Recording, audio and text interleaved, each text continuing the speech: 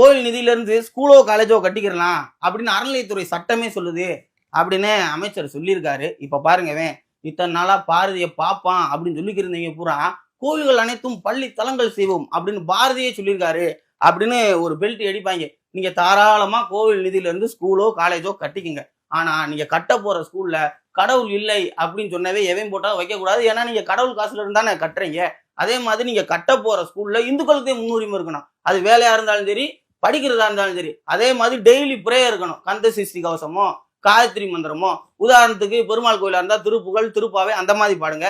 சிவன் கோயிலா இருந்தா சிவபுராணம் அப்படின்னு பாடுங்க.